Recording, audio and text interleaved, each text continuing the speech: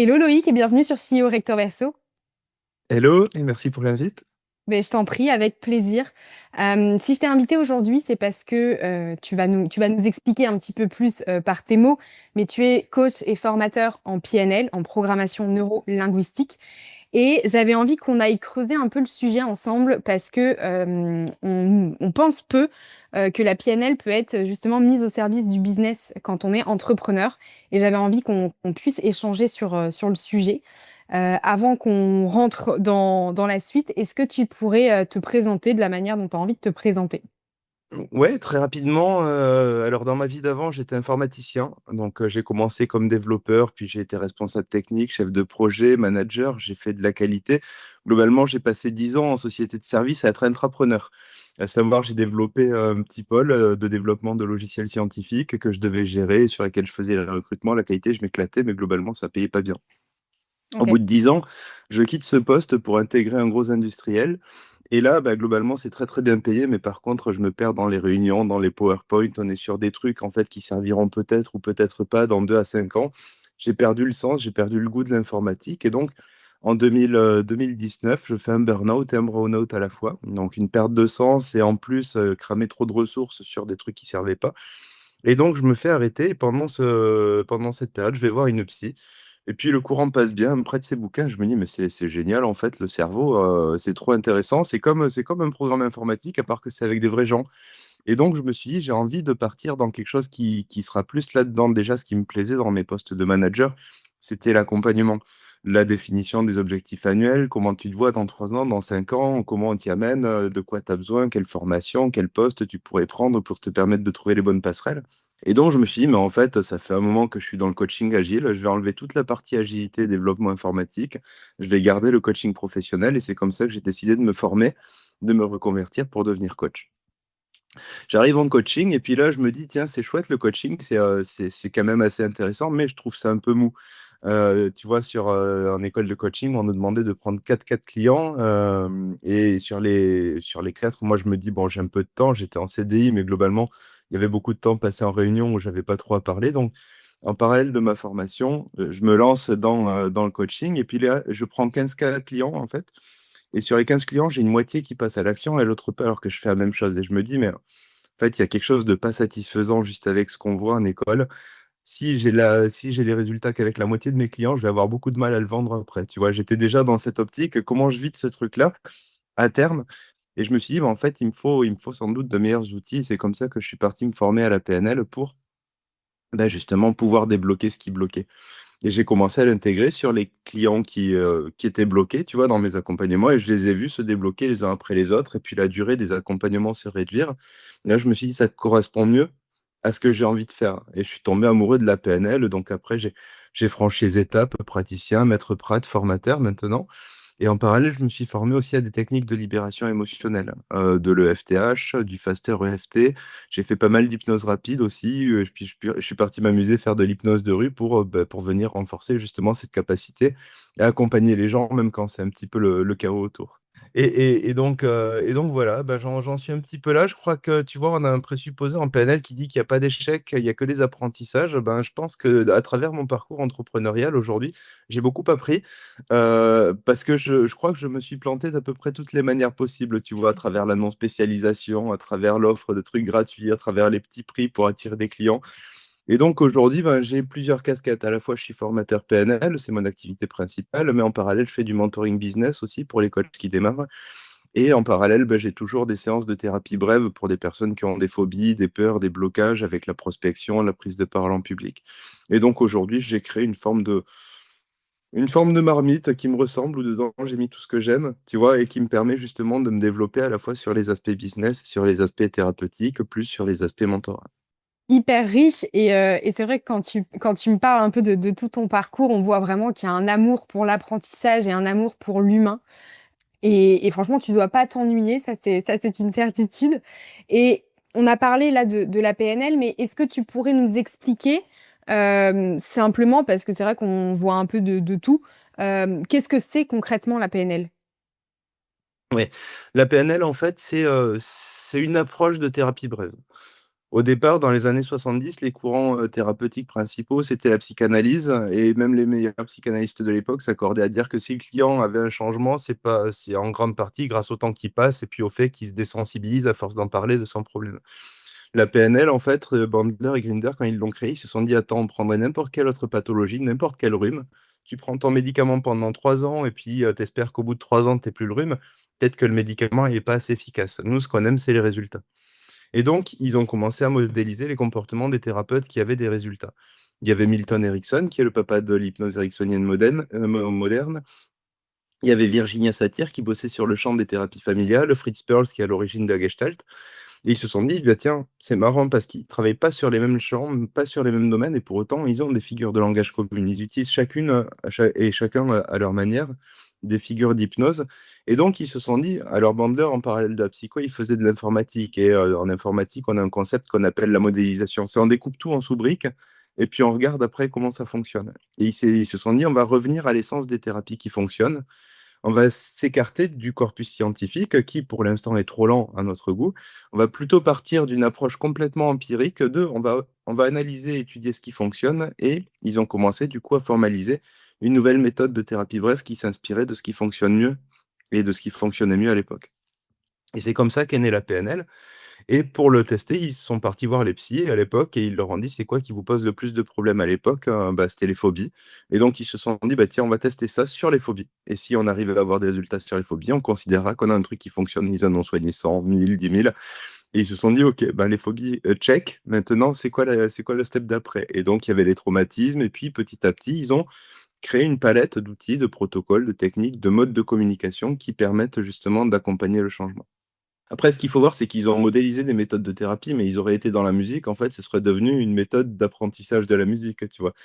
Et donc, finalement, c'est un découpage de ce qui fonctionne. Au départ, la PNL, qui au départ s'est appliquée au champ de la thérapie brève, et c'est ce qui fait qu'on le retrouve autant dans le champ du coaching, mais qu'on l'a vu aussi dans pas mal de formations managériales, dans les formations commerce, parce que justement, ça se base beaucoup sur des techniques de communication et après, bah, ça va être, bah, et c'est le fait que ça a été appliqué à des techniques de management, de commerce, tu vois, qui fait que pendant longtemps, ça a une mauvaise image. On s'est dit: «La PNL, c'est de la manipulation». En fait, la PNL, c'est ce qu'on en fait et donc à partir de là, ben, voilà, c'est pour moi une méthode de thérapie brève qui est directement applicable à plein d'autres champs de notre vie, de nos business. Je pense que ça devrait être enseigné à l'école parce que ça apprend à travailler sur ses émotions, à les récupérer aussi en travaillant sur le corps. Et donc, regardez comment on a pris l'habitude, tu vois, de convoquer certains schémas de pensée, comment on a acquis certaines croyances, comment on a appris, en fait, à vivre notre quotidien, comme on vit notre quotidien. Et parfois, en fait, ben, ces apprentissages, ils ont été buggés ou alors ils appartiennent à des contextes qui appartiennent au passé. Ils sont plus applicables aujourd'hui. Et donc, la PNL, ça permet de faire la paix avec ces anciens schémas, de faire des mises à jour sur les programmes qui sont obsolètes ou buggés, et donc potentiellement de régler ces problèmes au quotidien. On retrouve le langage, là, quand tu dis sur la fin, on retrouve le langage de l'ancien développeur. Mais du coup, si je résume, la PNL, c'est une forme de thérapie brève qu'on utilise pour venir, solutionner, en tout cas, tout ce qui est peur, phobie, traumatisme, et cetera. Mais, surtout orienté action, avec une mise en action, derrière. Parce que tu disais tout à l'heure que justement, la PNL t'avait permis de raccourcir tes séances et de favoriser le passage à l'action. Donc est-ce qu'on peut dire en tout cas que cette, méthode de thérapie brève, elle vient finalement, mettre le doigt sur les choses, enfin sur les problématiques plus facilement et du coup d'enclencher une mise en action plus rapide? Donc clairement, typiquement, tu vois, sur la peur d'urger au moment de la prospection, la personne, elle vient, elle a peur que si elle décroche le téléphone, en fait, en face, soit ça décroche pas, soit, au pire, ça décroche et en plus, elle se fait jeter. Et donc, elle se préconditionne à se sentir mal au moment de la prospection. Et donc, au moment de décrocher le téléphone, qu'est-ce qu'elle va faire? Elle va se mettre en cuisine pour aller faire un truc un peu plus long qui l'oblige pas à prospecter. L'idée de la PNL, c'est de revoir, tu vois, tous les schémas mentaux qu'elle met en place pour se préconditionner à se sentir mal à l'idée de prospecter. À partir du moment où on arrive à enlever cette peur de prospecter, bah, ensuite le passage à l'action, il devient naturel. Sur finalement, bah, maintenant que j'ai plus peur d'aller prospecter, je vois pas ce qui m'empêcherait de le faire et le fait de le faire et de voir que ça se passe bien, à ce moment-là, ça permet un apprentissage direct par l'expérience. Hyper clair et ça fait une transition parfaite, Loïc, puisque je voulais te demander, du coup, toi qui accompagnes par exemple, des dirigeants, des indépendants, des entrepreneurs, c'est quoi justement, là tu as parlé de la peur du rejet sur de la prospection, mais justement, c'est quoi les peurs qui reviennent le plus dans le business? Je pense que le premier, c'est le syndrome de l'imposteur. Tu vois, la plupart des coachs, en général, c'est des parcours de reconversion à 40, 50 ans après avoir fait un burn-out, comme moi d'ailleurs. Mais c'est des parcours qui, au départ, bah, sont peu enseignés à l'école, sont peu valorisés. Tu vois, sur Parcoursup, tu n'en as pas beaucoup qui te disent je veux devenir coach professionnel. Et puis même en école de coaching, tu as aussi des critères de sélection pour vérifier que la personne a un petit peu de vécu aussi avant de pouvoir accompagner d'autres personnes dans leur vécu, dans leur transition de vie. Et donc, on est sur des parcours de reconversion. En général, c'est des personnes qui viennent du commerce, du marketing, des directions commerciales, du management, des RH, et qui apprennent un nouveau cursus en quelques mois, tu vois, et donc se dire, en fait, là, j'ai passé 8 mois alors que mes études d'avant, les vraies, elles duraient 5 ans. Est-ce que sur cette base-là, je vais avoir suffisamment de matériel?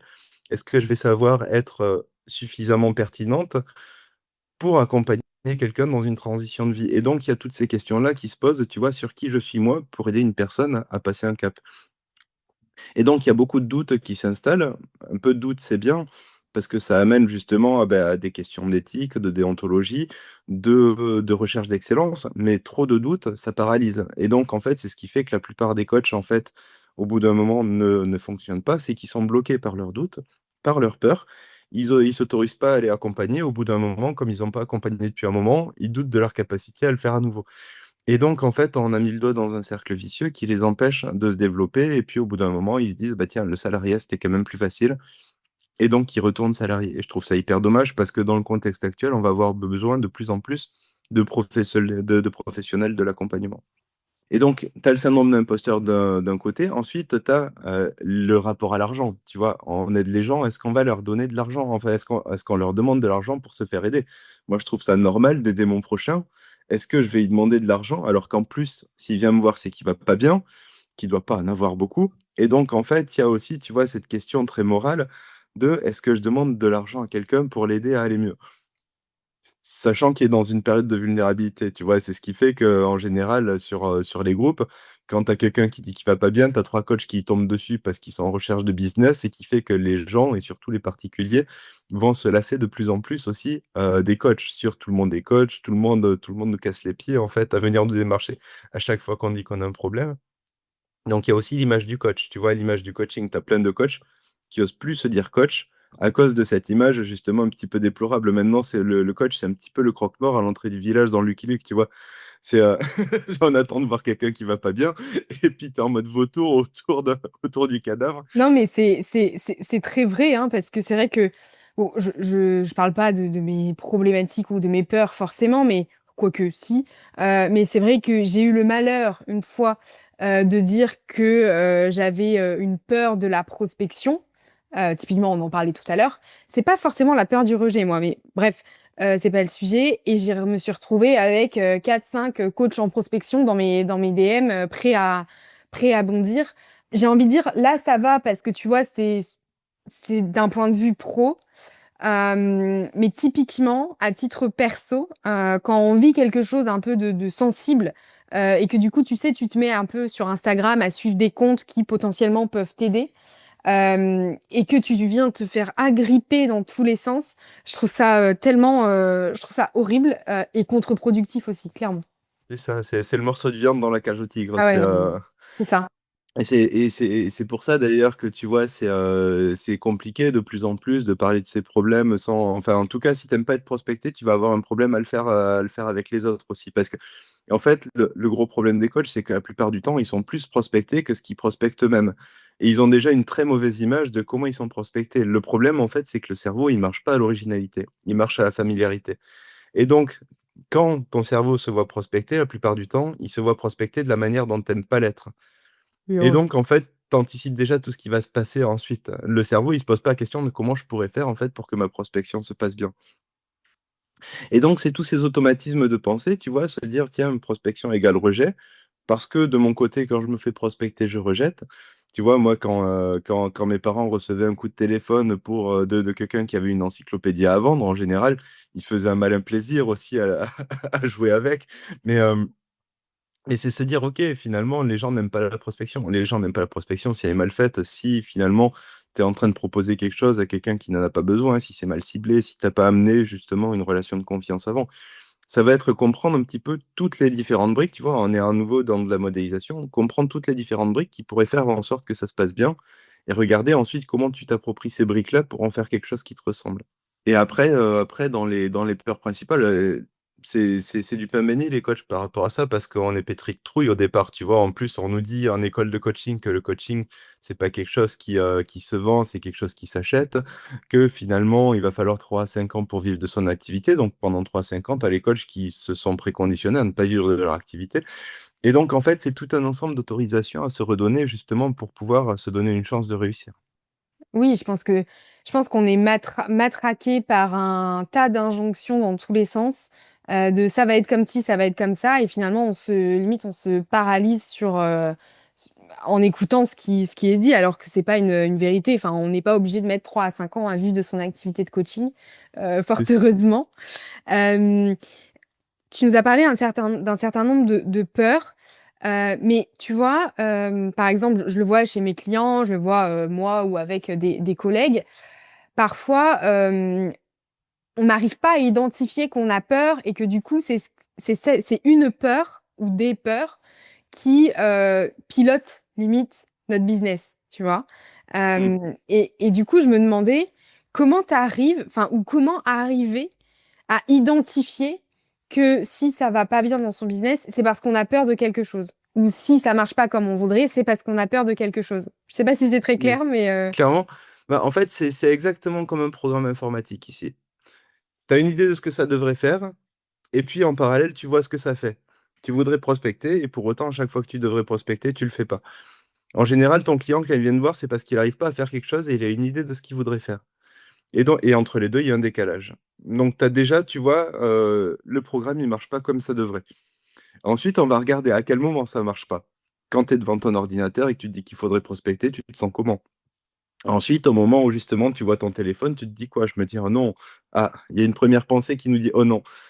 Qu'est-ce qu'on en fait? On va décortiquer, tu vois, toute la stratégie et réécrire le programme du client sur avoir un problème avec la prospection, par exemple. Avoir un problème avec la prise de parole en public. La dernière fois que j'ai accompagné une personne là-dessus, tu vois, c'est la personne qui se disait, avant de monter sur scène: «Je vais pas être clair», un quart d'heure avant. Et il passait le premier quart d'heure, tu vois, avant de monter sur scène, à se dire: «Je vais pas être clair. De quelle manière je vais pas être clair? Qu'est-ce qui va pas être clair?» Il arrivait devant son pupitre, il avait son truc tout préparé, il se dit: «Bah, c'est pas clair». Et donc, sur le moment, il posait le truc et puis il partait en impro total sur un temps qui paraissait infini, parce qu'en fait, il avait aucune idée de ce qu'il allait raconter après.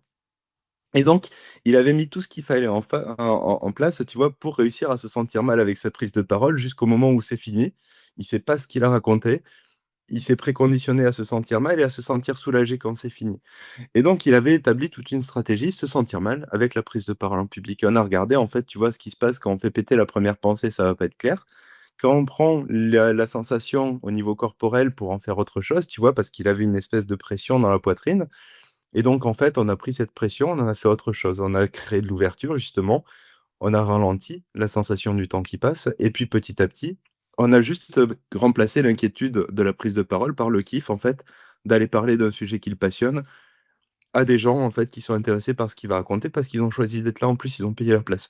Et donc, tu vois, en modélisant différemment tout ce qui peut se passer différemment avant la prise de parole, on lui a recréé de nouveaux programmes et avec des exercices de visualisation et d'hypnose, à ce moment-là, on lui a permis d'intégrer cette nouvelle option comme étant au moins aussi viable que la précédente. Et une semaine après, en fait, il se prépare à la prise de parole. Il s'était déjà construit un souvenir du futur où ça se passe bien. Et en effet, ça s'est passé comme il l'avait visualisé, avec, bah tiens, avant, tiens, je prends plaisir, je prends le temps, je vais me faire un petit café, je vais parler à des collègues. Et au moment où il arrive, en fait, c'est déjà prêt. Il a déjà fait le point sur comment il allait faire, sur les petits temps de pause.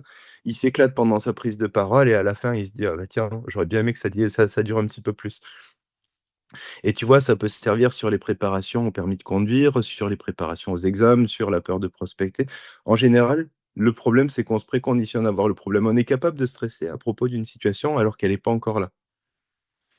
Et c'est vraiment ça, tu vois, qui fait que petit à petit, ça tombe dans un cercle vicieux et au moment où la situation arrive, en fait, notre cerveau, il s'est tellement conditionné à se sentir mal qu'en effet, il se sent mal. Tu vois? Et j'ai une personne comme ça sur la préparation à l'accouchement aussi. Préparation à l'accouchement, elle avait prévu de commencer à stresser 1 mois avant, puis 2 semaines avant, puis 1 semaine avant, c'était au pic et puis, elle se visualisait au moment de partir à la maternité en train d'agresser son copain dans une voiture, tu vois? Et en fait, beh, le simple fait, tu vois, de revoir les schémas, de regarder, de préconstruire, tu vois? Et puis, d'identifier comment tu pourrais te sentir, comment tu aurais envie de te sentir par rapport à ton accouchement. Qu'est-ce que tu peux mettre en place par rapport à ça? Bah, je peux choisir, tu vois, une playlist pour me préparer, je peux me choisir une série à regarder en attendant. Je peux aussi, construire un projet de parentalité avec mon conjoint, le temps que ça se passe. Bah, en fait, on ouvre de nouveaux possibles et donc on donne à notre cerveau, bah, des trucs positifs à manger. On Avec des techniques d'hypnose, on va pouvoir mettre à distance aussi toutes les sensations désagréables, toutes les préconceptions, les souvenirs aussi des accouchements qui se sont mal passés autour de nous. Parce qu'en général, si on se préconditionne à se sentir mal, c'est qu'on a peut-être des exemples dans notre vie, dans notre parcours, chez nos proches, qui nous ont amenés justement à apprendre que ça pouvait mal se passer. Et donc là, on a des techniques aussi pour aller faire de la pacification émotionnelle, pour aller mettre des souvenirs à distance, pour aller les enfermer, pour aller les flouter, pour faire en sorte qu'ils aient plus le même poids au quotidien. Hyper clair et je trouve ça tellement puissant, et tu vois, ça me fait sourire parce que, pour les profils très mentaux, comme moi, c'est vrai que quand on me parlait de la PNL, je me disais: «Non mais la PNL, qu'est-ce que je vais aller faire de la PNL? Pas du tout, c'est pas, et finalement, en t'écoutant parler et quand tu me parles de programme, de réinitialiser finalement, le programme où on s'est, imaginé un scénario catastrophe et puis de revenir aussi aux sensations corporelles qu'on ressent à telle ou telle étape. Hem, Moi j'ai trouvé enfin, puisque je l'ai testé du coup, puisque, je pars du j'arrête pas de dire qu'il faut pas, donner un avis, arrêté quand on n'a pas testé, donc j'ai testé, et c'est vrai que j'étais assez surprise de voir que même quand on est hyper, dans le mental tout le temps, de revenir au corps, de venir, revenir sur chaque étape de ce qu'on s'imagine ce que va Mmh. être, la peur finalement. Et je trouve que ça rejoint ce que tu disais au début, c'est que à la différence d'un coaching un peu classique, où on pose des questions et cetera, je trouve que la PNL, elle vient vraiment, mettre en mouvement et remettre aussi, cette fameuse connexion entre le mental et les sensations corporelles. Je ne sais pas si tu as Alors, remarqué dans bah les personnes que tu accompagnes, peut-être que tu as des plus mentaux que d'autres, Bah, heu au départ, j'ai une spécialisation dans l'accompagnement des HPI, des TDAH, tu vois? Et donc à partir de là, c'est forcément des profils mentaux et de manière naturelle, c'est les profils que j'attire, tu vois? Parce qu'on fonctionne pareil. Le truc, c'est que c'est une erreur commune, en fait, de considérer que la tête ne fait pas partie du corps. Je sais pas si tu as déjà vu l'image d'un cerveau, mais le cerveau, il descend jusqu'au bout des orteils, les terminaisons nerveuses, elles sont toutes reliées d'une manière ou d'une autre, en fait, à ton mental et se dire, en fait: «Il y a ce qui se passe là et tout le reste», ça reste une utopie. Il y a quand même un lien entre le corps et la tête, tu vois? Si d'ailleurs, si tu coupes la tête du corps, il se passe plus grand chose longtemps. C'est vraiment ce truc-là, tu vois? Et je me suis dit au départ quand j'accompagnais les adultes HPI, bah, en fait, que je les qu'ils soient HPI ou pas, ce que je faisais, c'était de la PNL. C'est juste que derrière, tu vas avoir des champs sémantiques, tu vas avoir une communication même particulière. Tu vois, en hypnose de rue, je suis tombé sur un gars qui me dit: «Moi, l'hypnose, ça marche pas». Je lui dis: «OK, comment comment ça marche pas?» Ben il me dit: «Tu sais, en général, moi, on me fait léviter la main, elle veut pas trop, on m'amène à faire de la visualisation, ça marche pas». Je lui dis: «OK, bah, maintenant que tu sais que ça marche pas, qu'est-ce qui pourrait marcher?» Il me dit: «Bah, moi, je fonctionne bien avec des trucs assez abstraits, tu vois, de planification, de tableaux, de». Beh et je commence à rentrer, tu vois, dans une hypnose où j'utilise que des concepts abstraits. C'est ce qu'on appelle le non spécifié en PNL qui passe pas par du visuel, de l'auditif, du kinesthésique, mais du coup, bah, comme j'étais ingénieur, je lui ai parlé en termes complètement abstraits, complètement et il me dit: «C'est bon, tu m'as eu en fait» et heu et c'est ça la magie de la PNL, c'est de comprendre le monde de l'autre en fait pour pouvoir prendre la responsabilité de ta communication et la responsabilité de te faire comprendre par l'autre pour l'aider à naviguer dans ses propres systèmes de représentation. Et donc, tu vois, si j'ai des gens qui sont dans la naturo, dans le yoga, je partirai sur des trucs très, très, très autour des énergies. Si j'ai des profils plus scientifiques, je partirai sur quelque chose de plus scientifique, de plus ingénierie. Si j'ai quelqu'un de très littéraire, bah, je partirai. Et j'ai eu une personne qui était à fond dans le basket. Je lui ai demandé de m'expliquer un petit peu le basket. On est parti uniquement sur de la métaphore autour du basket. Et en fait, plus tu comprends le monde de l'autre, hein, plus tu l'aides à t'expliquer un petit peu ce à quoi il est réceptif, plus tu vas pouvoir rentrer dans quelque chose. L'idée, c'est pas de l'amener à faire quelque chose, c'est de lui permettre de comprendre comment il peut agir sur ses propres systèmes de représentation. La finalité de la PNL, c'est de permettre à la personne d'être en mesure de changer sa perception par rapport à une situation donnée. Et on part du principe que c'est plus facile de changer sa perception que de changer la réalité. Tu vois, une personne qui a la phobie des araignées, c'est plus facile de faire en sorte qu'elle ait plus peur des araignées plutôt que d'enlever toutes les araignées de son environnement. Et donc, ça va être vraiment toute la finalité. Tu vois, on est un petit peu dans Matrix où l'idée, c'est que c'est toute une histoire de perception. Oui, mais des fois, tu vois, tu as quand même des perceptions qui sont, ultra ancrées et où, ça ne te vient même pas à l'esprit. Tu vois, je pense par exemple, les phobies ou alors une peur qui est vraiment, hyper ancrée en toi.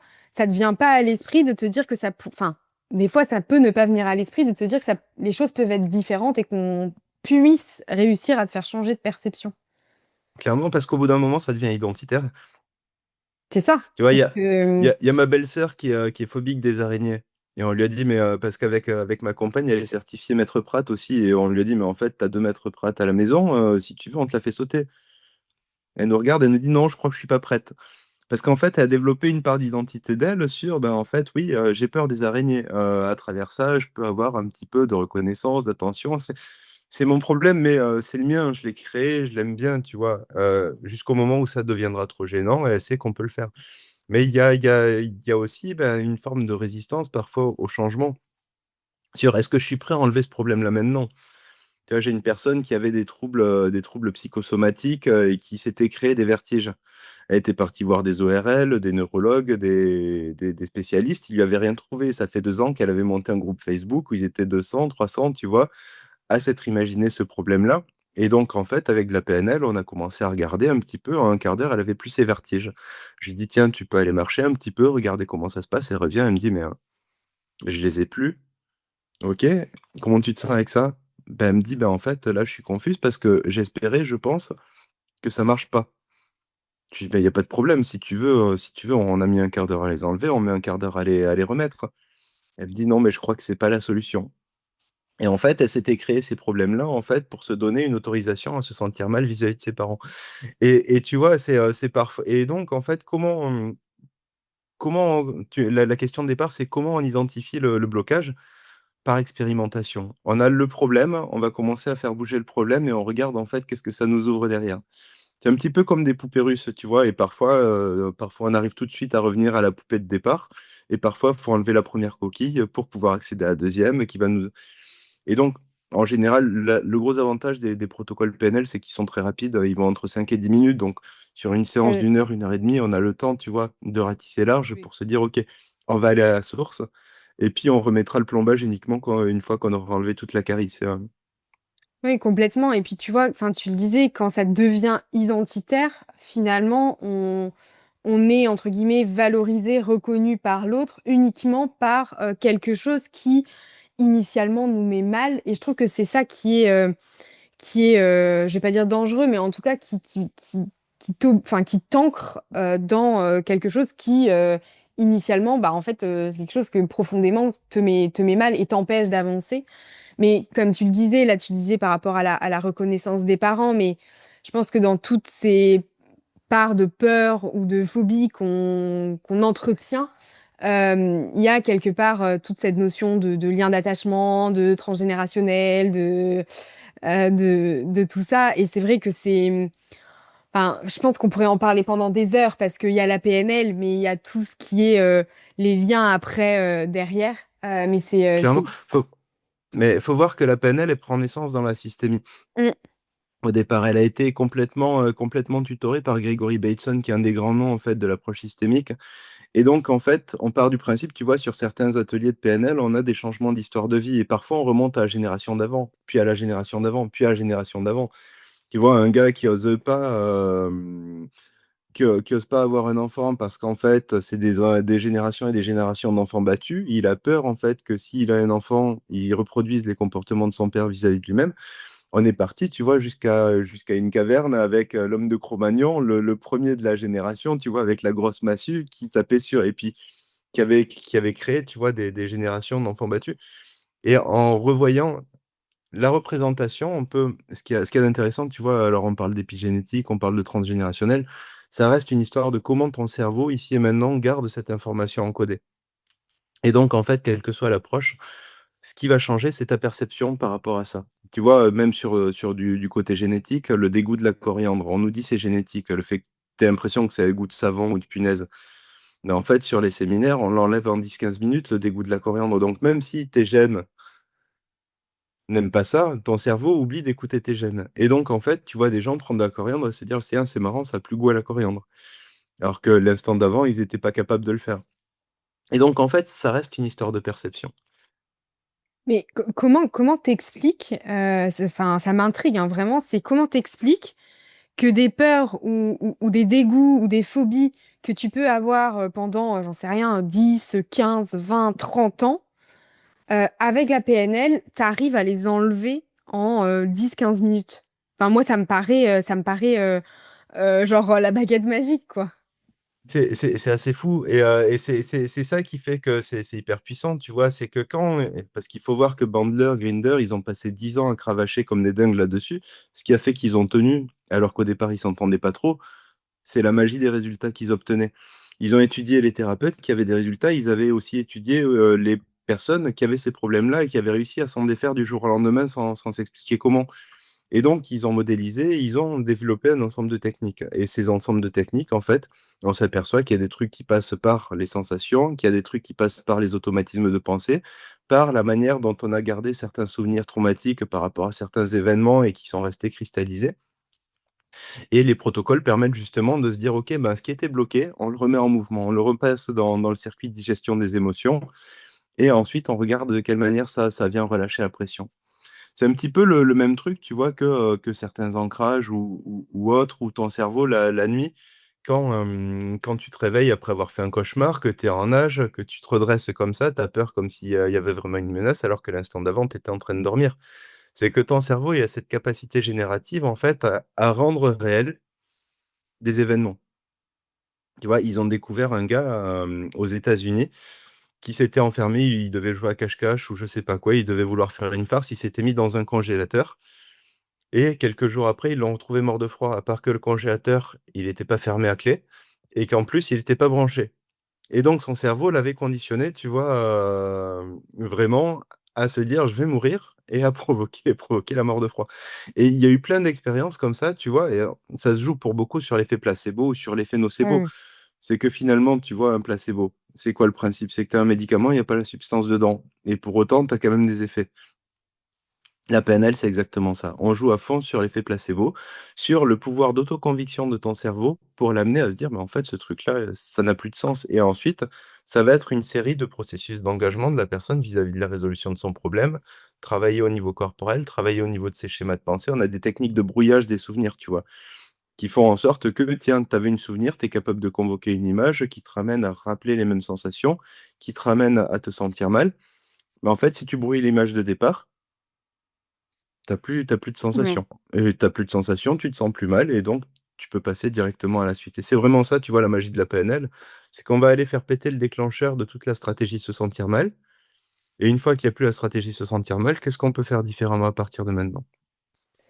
Ouais et puis, en fait, c'est que la peur, tu à un moment finalement de paralysie, de figement et que la PNL va venir t'aider à te remettre en mouvement et du coup à, trouver des solutions pour envisager quelque chose de différent et de meilleur, en tout cas qui te permettra de ne plus rester figé, hem, Exactement. derrière et je suis curieuse parce que là, on parle beaucoup de la PNL, des peurs des autres, mais Loïc, on va pas se mentir, tu as forcément dans ton activité et si tu me dis le contraire, je te croirais pas, tu as forcément des peurs, non? Enfin, je veux dire, là, tu nous as parlé de bah, tu nous as parlé de déconstruction des peurs, mais tu as quand même des peurs dans ton Oui, clairement.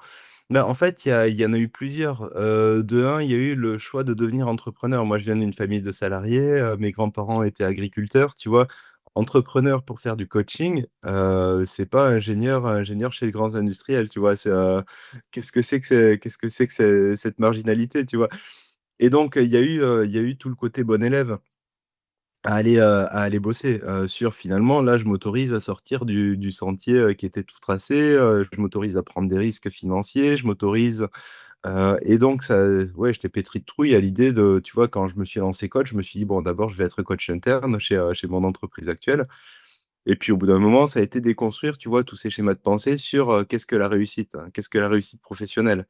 Et finalement, qu'est-ce que j'en ai à péter de la réussite professionnelle? Moi, ce que je veux, c'est m'amuser, tu vois? Et c'est cette autorisation aussi, aller se dire: «En fait, je peux choisir un boulot où je m'amuse».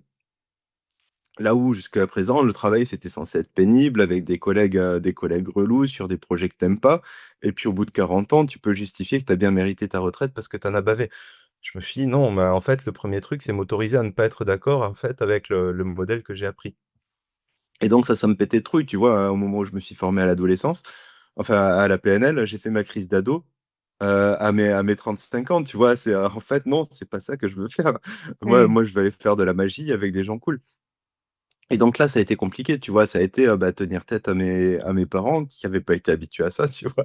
Et heu et donc il y a eu toute cette étape-là, dans un premier temps. Ensuite, bah, faut pas se mentir, hein, l'entrepreneuriat, quand tu te lances, au bout de 2 ans, tu fais du gratuit, tu te lances dans une spécialisation d'accompagnement HPI, ça marche pas. Tu te lances dans du coaching de particulier, ça marche pas. Tu fais du bilan de compétences, ça te maintient pauvre. Au bout d'un moment, il y a quand même une zone de stress, tu vois? Qui se dit: «Attends, est-ce que je m'accroche encore? Est-ce que je suis en train de Mmh. courir après une chimère ou?» Et donc là, ça a été bien utile aussi pour se dire: «OK, pour l'instant, ce qui se passe, c'est que je suis encore en train de reproduire un modèle salarié dans mon activité d'entrepreneur, ça marchera pas». Et donc en fait, ça me permet, tu vois, au quotidien, de me dire: «OK, là, je suis stressé, je le repère, soit je travaille dessus, soit je vais marcher». Et tu vois, quand ça tourne trop vite dans la tête aussi, c'est le moment où je me dis: «Tiens, dans quel sens ça tourne, hein? Tiens, je peux me sentir un petit peu plus mal, je peux stresser davantage», et je sais que je peux stresser davantage. Et donc au bout d'un moment, tu vois, c'est cette capacité à prendre ce step de recul, à regarder ce que tu fais dans ton corps, ce que tu fais dans ta tête pour réussir à te sentir mal, te moquer de toi un petit peu, tu vois? Se dire: «Eh Salvado, tu quand même formateur PNL, tu vas pas te laisser avoir par ça». Et puis ensuite, reprendre la main dessus et se dire: Mmh. «OK, qu'est-ce que je fais différemment?» En 2023, par exemple, tu vois, je me suis fait planter sur un contrat à 25 000 €. Le matin, je me réveille, j'avais bouclé mon année. Le midi, j'ai un coup de fil, 5 minutes après, en fait, il me manque 25 000 € pour boucler les 2 3 mois. Peur, naturellement peur, j'ai 25 000 € pour l'instant, je les ai pas trouvés sur le reste de l'année en 9 mois. Qu'est-ce qui me permettrait de les trouver en 25, enfin en 3 mois?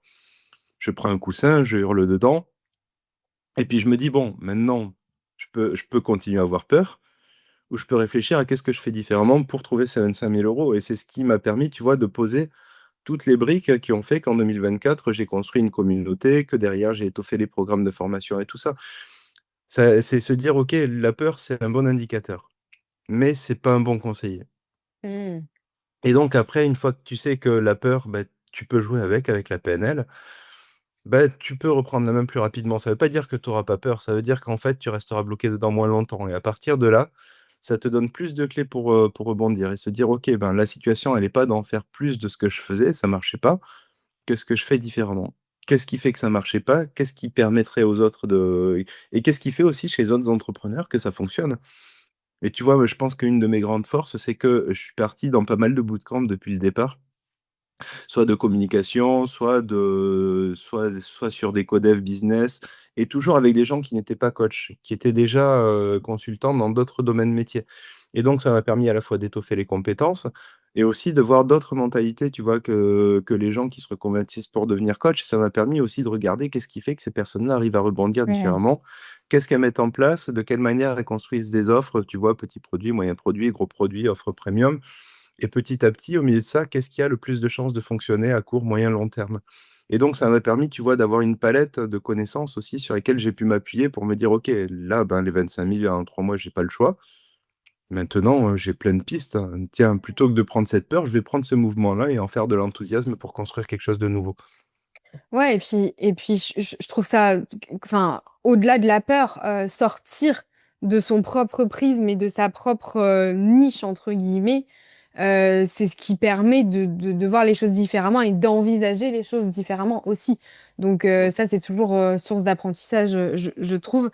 Hem et dans tout ce que tu disais là, notamment par rapport aux différentes peurs que tu as pu traverser, j'ai l'impression qu'il y a toujours un peu le même schéma qui est, et tu me dis si je me trompe, mais d'identifier, OK, là j'ai une peur, de prendre du recul et ensuite de se mettre en mouvement. J'ai l'impression qu'il y a toujours un peu ces 3 étapes, est-ce que c'est ça? Est-ce que j'ai tout compris ou pas? Ouais, c'est ça et puis quand tu le parles, tu vois, j'en vois, quand tu en parles, je vois comme une forme de tremplin.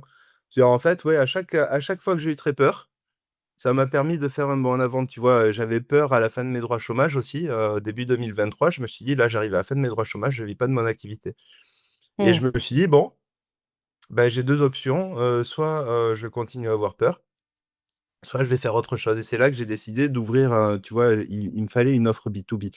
J'avais pas envie de retourner en entreprise parce que ça me gonfle, mais par contre, j'avais quand même, très, très envie de faire quelque chose pour les pros pour pouvoir en vivre et c'est comme ça que j'ai décidé de devenir formateur. Si je suis devenu formateur, au départ, c'est vraiment, par peur de ne plus avoir mes droits chômage. Ensuite, si j'ai construit la communauté, c'était par peur, tu vois, d'être trop soumis à un client ponctuel et donc d'avoir envie d'une forme de récurrence, plus derrière de fidélisation de la clientèle que j'avais. Et à chaque fois qu'il y a eu une peur, en fait, ça a servi de tremplin pour se dire: «OK, j'ai peur parce qu'il me manquait quelque chose. J'ai peur parce que j'étais pas assez stable émotionnellement ou financièrement et donc comment je passe à l'étape d'après?» Et chaque peur, en fait, si tu la prends correctement, ça devient une forme de tremplin pour la suite. Mmh.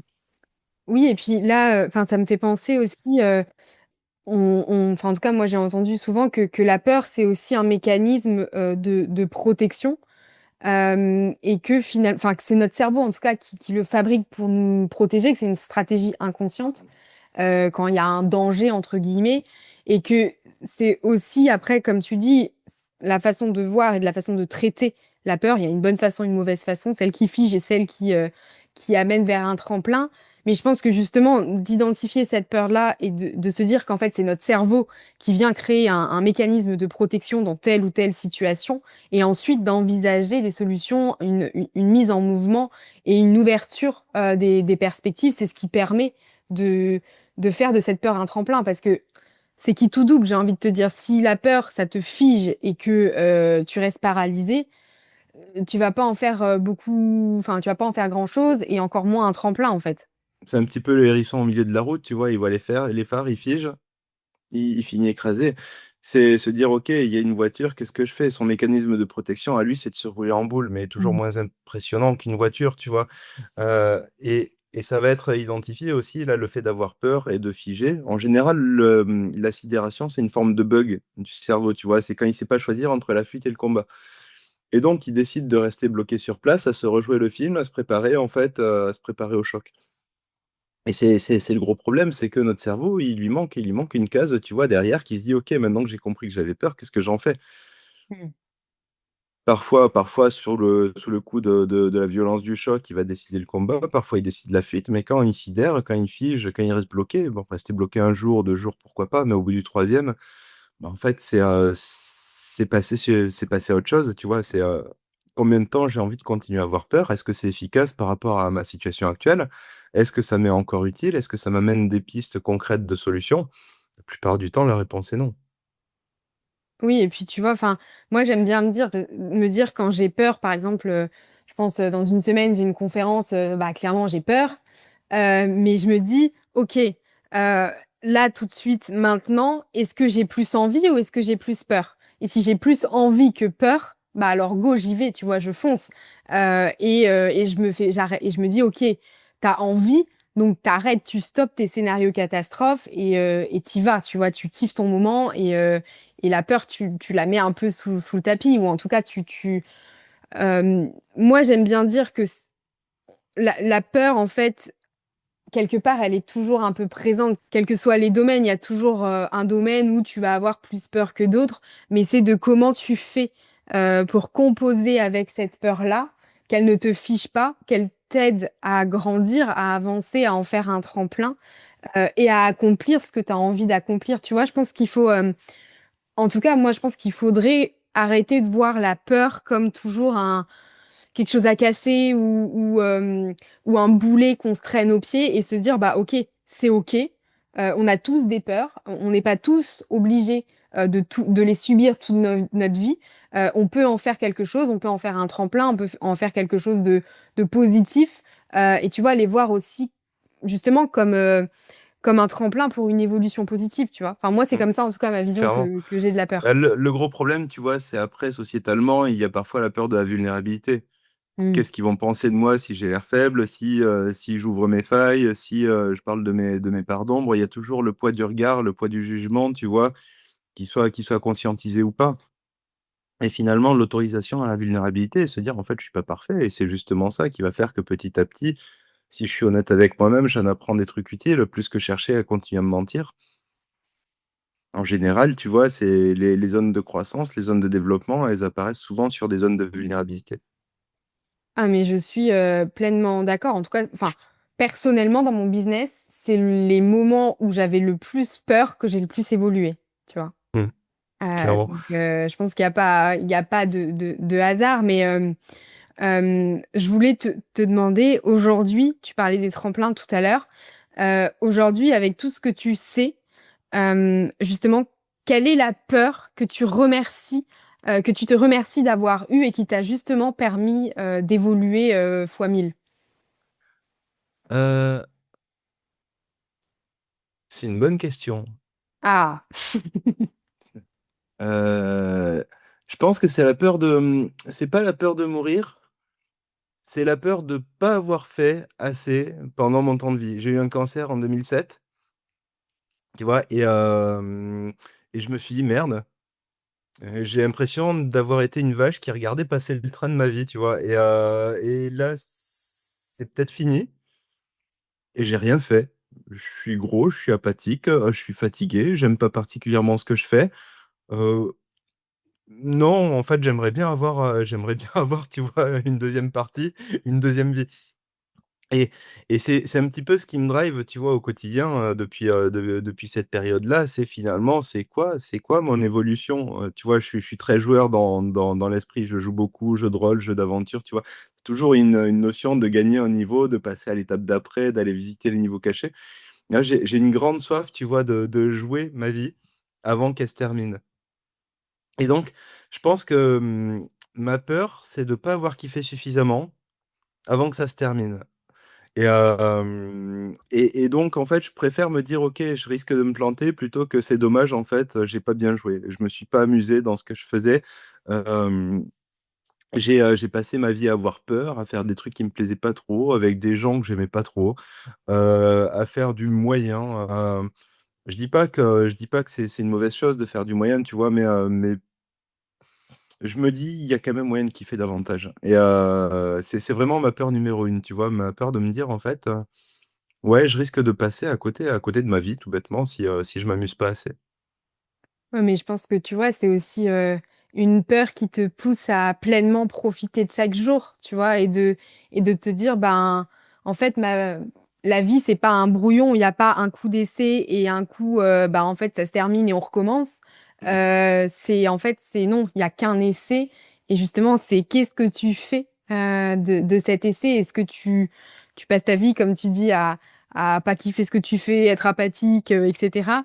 Ou alors est-ce que tu t'amuses, tu kiffes et tu fais des choix qui te permettront de ne pas avoir de regrets plus tard. Je pense que c'est C'est ça ça. aussi.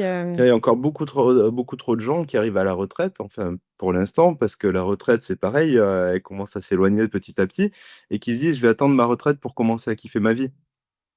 Je trouve ça tellement dommage, ils arrivent à la retraite, en fait, ils ont plus l'énergie, ils n'ont pas forcément l'envie, ou alors ils en profitent pas longtemps. La vie, c'est quand tu peux qu'il faut en profiter, tu vois. Et c'est pareil, juste avant mon cancer, en l'espace de 3 ans, j'ai perdu trois potes de promo. Le premier qui est mort, un accident de voiture, en fait, il avait 22 ans. Il y en a un, il était dans le génie civil, il va à la plage avec un pote, il commence à creuser un tunnel, tu vois, et puis machin, et puis il y a le tunnel qui s'affaisse sur lui, il meurt d'asphyxie, il avait 24 ans. J'ai un autre pote un petit peu plus tard qui va courir, il nous fait un AVC, il meurt à 26 ans. Et je me dis, mais en fait, c'est pas parce que tu es jeune et en forme que demain est garanti aussi, tu vois, c'est qu'est-ce que t'en fais?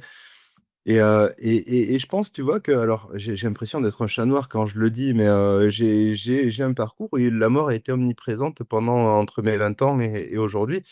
Et je me dis, mais en fait, bah, c'est peut-être moi demain, tu vois, ou c'est peut-être moi aujourd'hui, j'en sais rien, mais en attendant, autant kiffer la partie. Et à partir de là, tu vois, il y a cette soif de vivre, d'en profiter parce que plus tard n'est pas garanti. Et à partir de là, se dire, ben, en fait, rester bloqué dans une situation où ça va pas, non, bah, je perds du temps. Je perds du temps, je perds de la capacité à m'amuser. Autant reprendre la main sur mes états internes, sur finalement identifier de nouveaux chantiers, de nouvelles personnes. Et puis petit à petit, faire en sorte que je m'amuse toujours, toujours un petit peu plus, un petit peu différemment, faire preuve de créativité. C'est vrai, c'est vraiment mon moteur aujourd'hui, tu vois. Se dire, tiens, j'ai pas envie de me coucher ce soir en me disant, bah, c'était moyen. Ouais, je vois, enfin, ça me parle tellement, mais tu vois, moi, j'ai une citation que je garde, toujours précieusement en tête, enfin 2 d'ailleurs, c'est: «Fais de ta vie une œuvre d'art», dans le sens où en fait, fais que chaque jour compte, parce qu'aujourd'hui existe, mais demain n'existera plus, n'existera pas forcément, et du coup, je pense que c'est cette importance de se dire: «Ben, en fait, la vie, elle est précieuse et que ça peut s'arrêter demain, et du coup, vivons aujourd'hui, amusons-nous, faisons des choses, positives et qui nous animent, plutôt que de toujours repousser à peut-être demain ou peut-être un jour ou à la retraite, alors qu'on ne sait pas dans quel état on sera à la retraite et je pense, enfin, c'est hyper fort ce que tu dis, mais c'est aussi de se dire, ben, mourir un peu sans regret, tu vois? Partir de ce monde sans se dire, «Et si j'avais fait ci? Et si j'avais fait ça? Et si j'avais dit ci, ça, si?» Je pense que, enfin, en tout cas, moi, c'est mon goal ultime dans la vie, c'est mourir sans regret. Donc ça me parle beaucoup ce que tu dis. Hem, on pourrait en parler pendant des heures, hein, Loïc, je pense. Mais à un moment donné, il va falloir qu'on clôture. Hem, petite dernière question pour toi. Si, celles et ceux qui nous écoutent, sentent qu'il y a une peur qui est aux commandes de leur business, tu leur dirais quoi, là, maintenant, tout de suite? Ouais, c'est comment tu sais qu'il y a cette peur déjà? OK. Elle se situe où dans ton corps? En général, une émotion, c'est une sensation qu'on ressent. Tu vois, on parle pas d'émotion en PNL parce qu'on trouve que c'est une forme d'appauvrissement de la perception. D'une personne qui est en colère, elle est peut-être pas en colère de la même manière qu'une autre personne qui est en colère. Une personne qui stresse, tu vois, j'ai accompagné une personne qui stressait à l'idée de passer son permis de conduire. Typiquement, on te parle de stress, tu as des gens qui ont une oppression dans la poitrine, elle avait le stress dans le genou gauche. Et donc, en fait, on a travaillé sur son genou gauche. Ce qui nous intéresse, en fait, c'est pas, tu vois, une forme de vérité d'où devrait se situer l'émotion ou de modèle. C'est pour toi, dans ta perception, ce stress, il se situe où? À partir de là, tu vas voir que ce stress, il a un mouvement. Parfois, ça oppresse, parfois, ça serre, parfois, ça tourne. Ce qui va être intéressant, c'est de prendre ce mouvement, en fait, et de l'accentuer un petit peu. Si ça pesait, le faire peser un petit peu plus et regarder que tu peux te sentir un petit peu moins bien. Si ça tournait, le faire tourner un petit peu plus vite. Et en tout cas, reprendre la main sur l'émotion, tu vois, commencer à se dire, tiens, j'ai ce truc-là, ça tourne dans un sens particulier, et quand ça tourne davantage, ou quand ça pèse davantage, quand ça oppresse davantage, en effet, je me sens moins bien. Si j'ai réussi à me sentir moins bien rien qu'en faisant un truc dans ma tête, à ce moment-là, je vais pouvoir commencer à ralentir le mouvement jusqu'au moment où il va pouvoir s'arrêter. Et regarder comment ça se passe quand le mouvement s'arrête. Et une fois que le mouvement s'est arrêté, en principe, tu arrives à un état neutre, tu le fais partir dans l'autre sens et tu rajoutes dedans comment tu voudrais te sentir. Tu changes les couleurs, les lumières, les températures. Ça te permet comme ça, en l'espace de quelques secondes, quelques minutes, tu vois, de se dire, OK, j'avais ce truc-là, je peux reprendre la main sur mon émotion. Maintenant, je vais écouter ce qu'elle avait à me dire. OK, le stress qui était là, tu vois, on parlait de système de protection. Qu'est-ce qu'il me disait? Il me disait qu'en fait, il y a plus beaucoup de temps. Il me disait qu'il faut quand même que je rentre plus d'argent que ce que j'ai été habitué à rentrer. Il me dit qu'aujourd'hui, j'ai pas toutes les connaissances et donc il va te donner des clés. Tu vois, derrière chaque besoin que tu as identifié, bah, il y a potentiellement des clés de solution. Tu vois, début d'année, c'était un peu compliqué. Ce début d'année, janvier, février, je me suis dit: «Bon, bah, je peux continuer à vivre une courbe, tu vois, qui a ou alors j'ai pas beaucoup d'argent, mais par contre, il me manque une compétence forte en prospection. Je vais me faire accompagner là-dessus. Et donc, j'ai fait un pari sur l'avenir, me dire une fois que je me fais accompagner, je sais que je vais mettre les watts là-dessus parce que c'est aujourd'hui la manière la plus rapide d'aller signer de nouveaux contrats et d'avoir une courbe qui reprenne une pente correcte. Et c'est se dire que parfois, la situation, elle est justement dans ce qui te faisait peur. Tu vois, le côté figé, ça aurait pu être, bah, tiens, je garde mes petits sous et puis ça me permettra de tenir en haut de moi. Je me suis dit, non, là, j'en ai quelques-uns. Je vais tout mettre dans un accompagnement en qui j'ai absolument confiance et justement l'utiliser comme levier de croissance. Hyper clair. Donc si je résume, qu'est-ce qui m enfin, si on a peur, c'est qu'est-ce qui me fait dire que là, tout de suite, maintenant, j'ai peur? Où est-ce qu'elle se situe au niveau de mon corps, cette peur? C'est quoi le mouvement ou en tout cas le sens qu'elle a, cette peur? Est-ce que ça tourne? Est-ce que ça oppresse et cetera? On l'intensifie un peu, on Très déroule dans l'autre légèrement, sens. ouais, très légèrement, parce qu'il y a des personnes qui vont avoir très très vite fait de se sentir très très mal. Oui, voilà, Tu vois, bon, l'idée, donc c'est pas d'arrêter de respirer, mais en tout cas, on l'intensifie un tout petit peu, on déroule dans l'autre sens et ensuite on peut passer à la mise en mouvement. C'est à peu près ça? exactement. OK. Hyper clair. Hyper clair, hyper actionnable. Merci beaucoup Loïc. Avant qu'on se quitte, est-ce que tu pourrais, nous dire où est-ce qu'on peut te suivre, pratiquer avec toi, découvrir ton univers? Ouais, bah, globalement sur LinkedIn, il y a mon profil, Loïc Salvado. Et puis après, à partir de l'an prochain, il y aura aussi sans doute un podcast. Trop bien. Et derrière, après, là, je suis en train de monter un centre de formation avec plusieurs parcours pour former au coaching et à la PNL, et en parallèle, un ensemble de spécialisations, toujours très coloré PNL, parce que c'est un petit peu ma marque de fabrique maintenant. Mais du coup, LinkedIn, c'est mon canal principal, et puis derrière, après, j'y mettrai toutes les infos au fur et à mesure. Trop bien. Bah, écoute, de toute façon, tous les liens seront mis en description de cet épisode. Merci Loïc pour cet échange, pour ce riche échange. Ça a été un plaisir. On se dit à très vite. Et puis pour celles et ceux qui nous écoutent, n'hésitez pas à contacter Loïc si vous avez des peurs, des phobies, des blocages. Je pense qu'il désamorcera ça très rapidement et très efficacement. Merci Lola. Merci Loïc, à plus tard.